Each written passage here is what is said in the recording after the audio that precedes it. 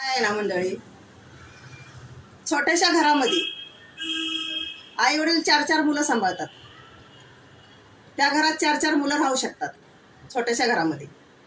पण त्याच मुलांच्या मोठ्या बंगल्यामध्ये म्हातारे आई वडील राहू शकत नाही.